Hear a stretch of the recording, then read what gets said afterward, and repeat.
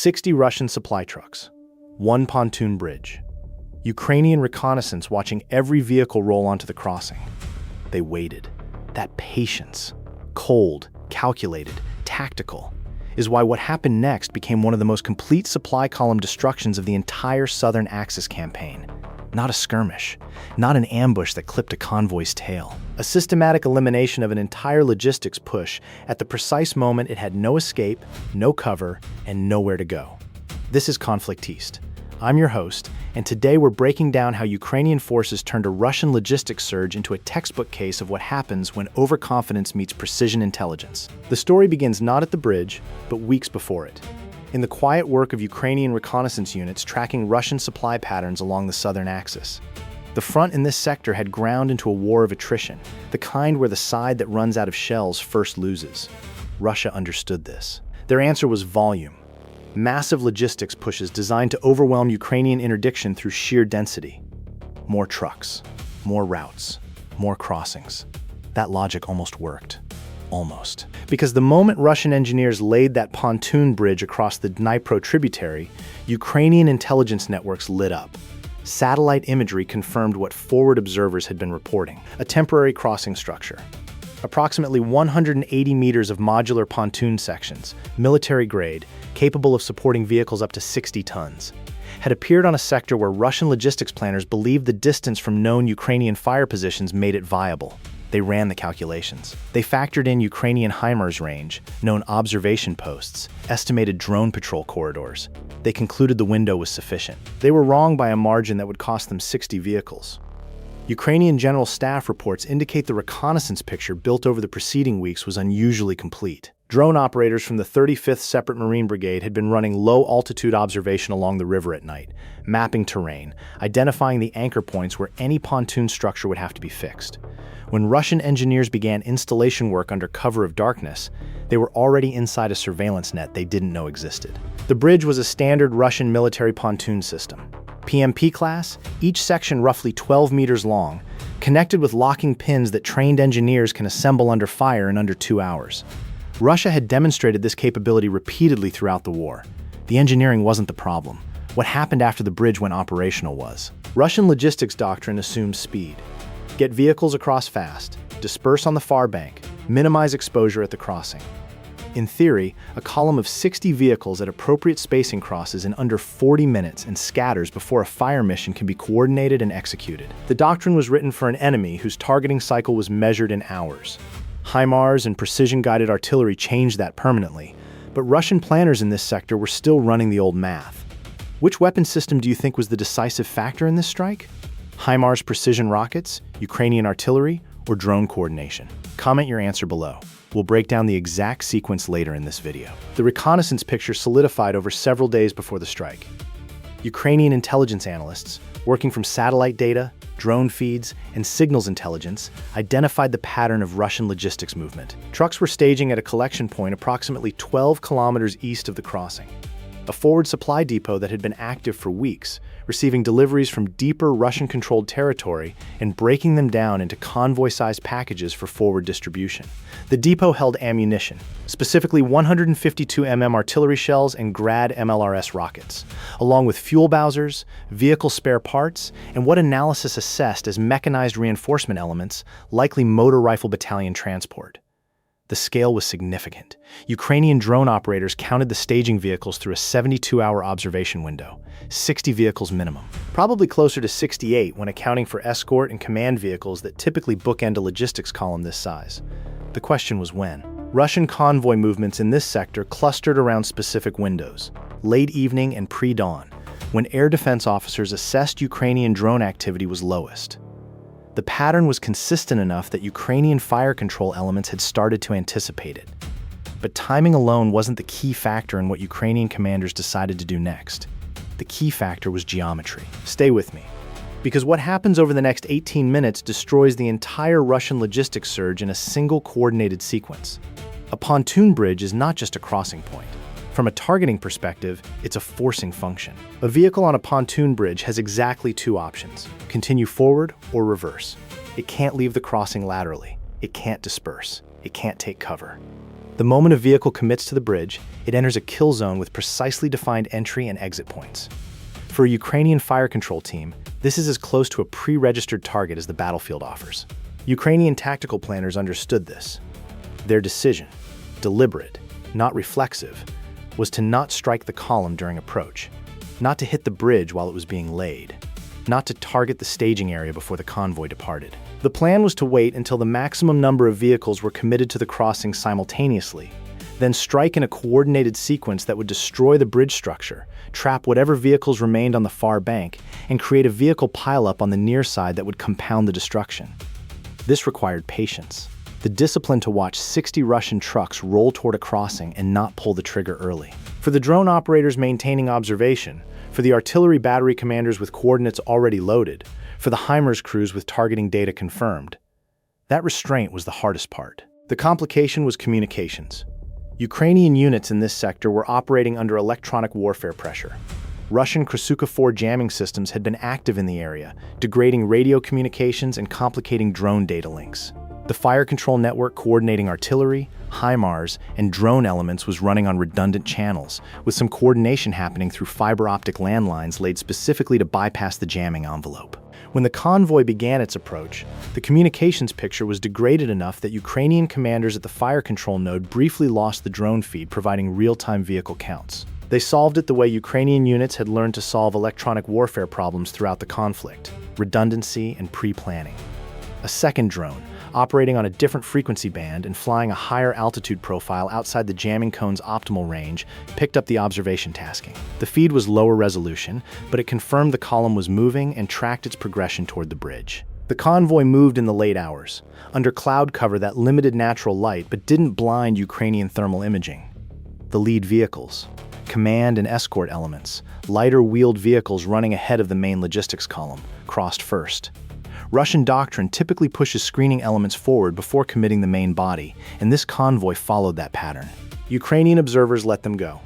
The main column followed approximately 15 minutes behind the advance elements.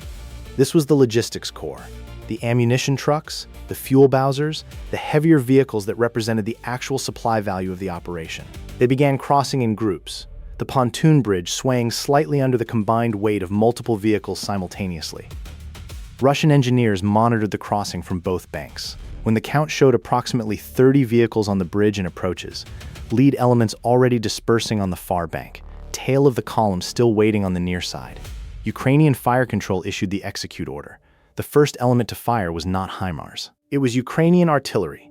Specifically, a battery of M777 155 mm howitzers operating from a position 12 kilometers from the crossing, with pre-registered firing data for the bridge coordinates calculated and verified over the preceding days.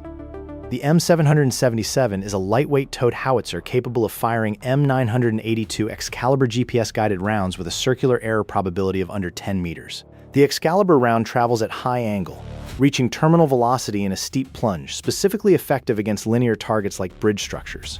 How many Russian vehicles did Ukrainian forces destroy in this operation? A 23, B-38, or C-50+? Think about it. We'll give you the confirmed assessment before the end of this video.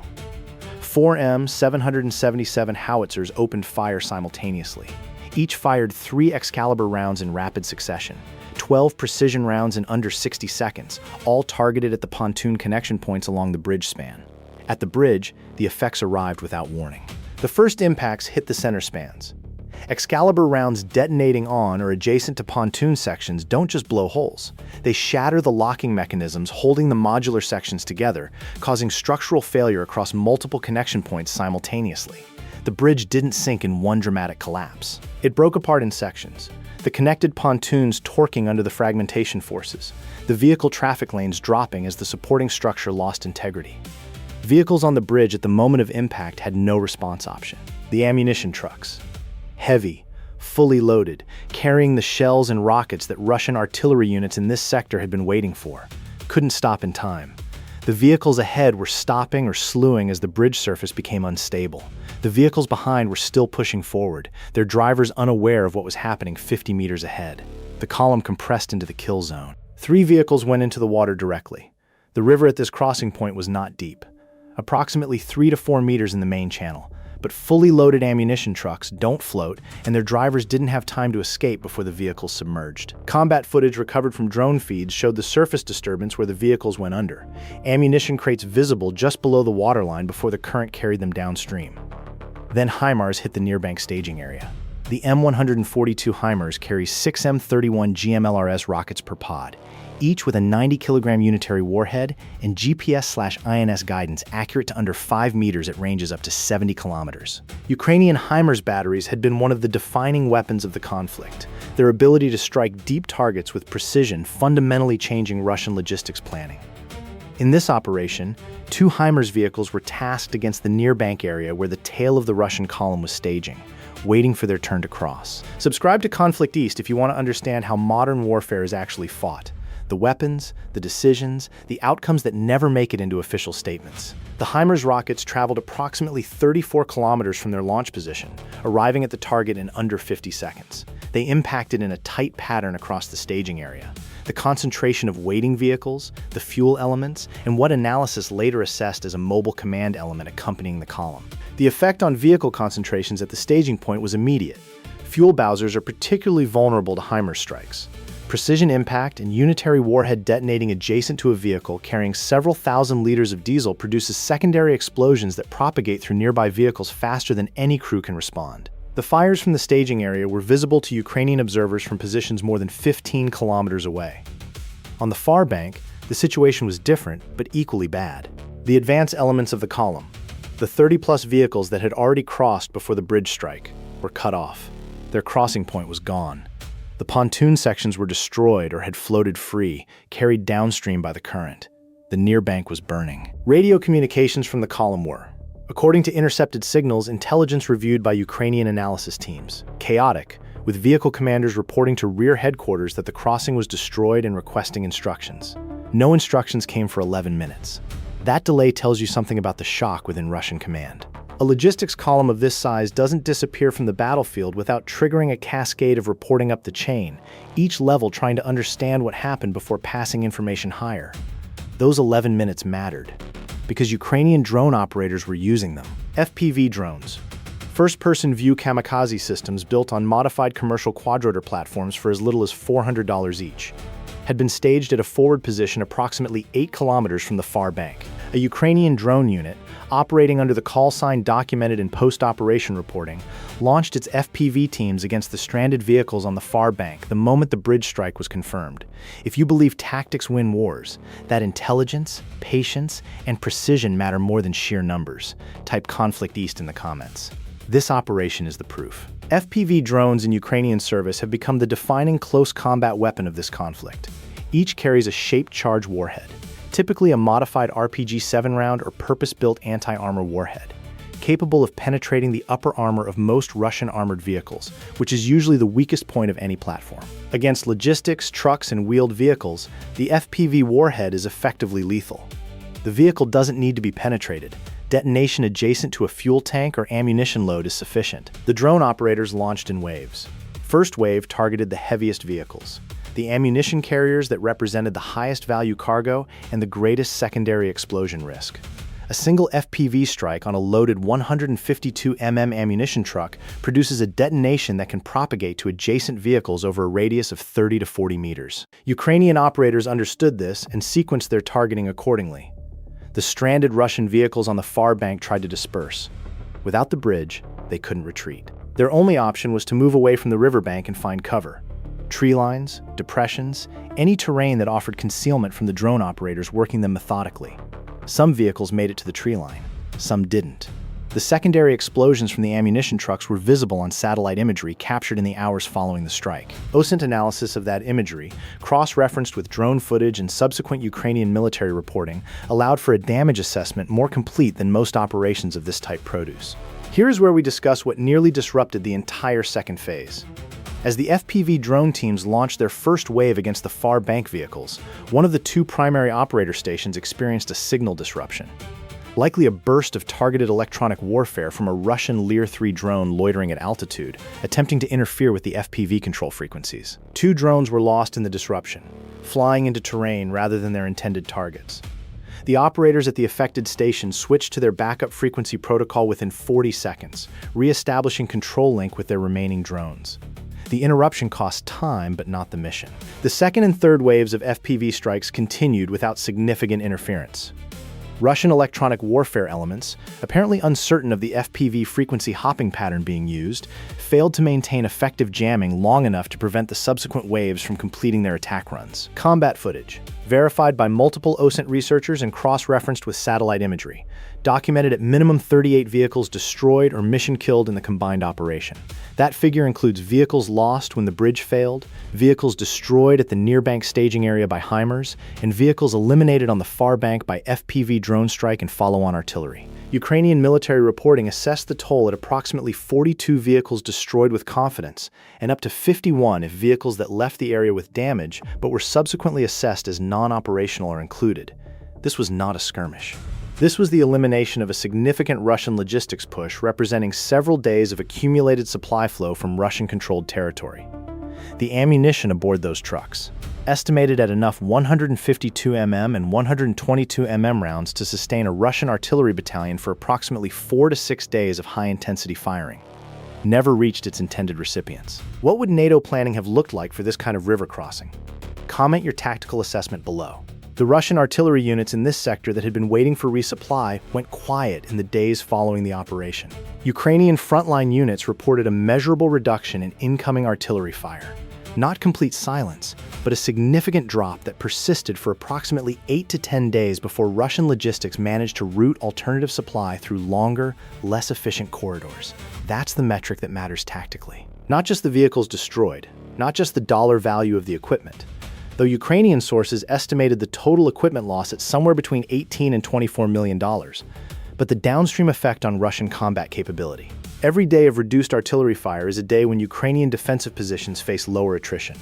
Lower attrition means more defenders, more equipment, more days before a Russian assault can push through. Supply interdiction is the multiplier most military commentators underestimate. The battlefield footage of burning vehicles is viscerally dramatic, but the real effect plays out over days and weeks in the reduced tempo of Russian offensive operations. Ukrainian commanders understood this from early in the conflict. The systematic targeting of Russian logistics, bridges, depots, railheads, fuel points, was a deliberate strategic choice, not opportunistic targeting. This operation was that choice executed at the tactical level with exceptional precision. Let's talk about why Russian planners miscalculated.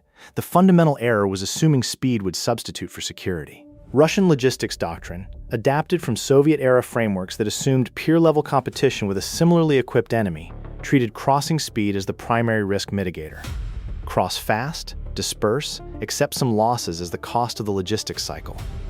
The doctrine worked in an environment where the enemy's targeting cycle was measured in hours. Ukrainian targeting cycles, enabled by persistent drone surveillance, pre-registered coordinates, and direct data links between observation elements and fire control nodes, now operate in minutes. The calculation that made rapid crossing a viable risk mitigation strategy dissolved the moment Ukraine acquired and integrated precision fire systems with the reconnaissance strike complex its forces had been building since the early phases of the full-scale conflict. Russian planners in this sector had access to reporting about Ukrainian targeting capability improvements. The data existed. The problem was institutional. Military planning systems tend to anchor on doctrine rather than update to current threat conditions, especially when updating the doctrine means accepting that a planned operation carries significantly higher risk than the planning template suggests. Here's a question that matters beyond this specific operation. Was the decision to wait, to let 30 vehicles cross before striking, the correct tactical choice? The argument for striking earlier is straightforward: certainty. Strike the bridge before the column commits and you guarantee the crossing is destroyed, even if you capture fewer vehicles in the kill zone. The argument for waiting is also straightforward: maximize. Wait for the kill zone to be fully loaded and the damage scales. Ukrainian commanders chose to maximize, and the results validated that choice. But there's a cost to that calculation. The 30 vehicles that crossed before the bridge strike were cut off, not immediately destroyed. Some of those vehicles, despite the FPV campaign, dispersed into terrain that limited further strike effectiveness. A faster strike might have trapped all 60 vehicles at the crossing, with none having successfully transited.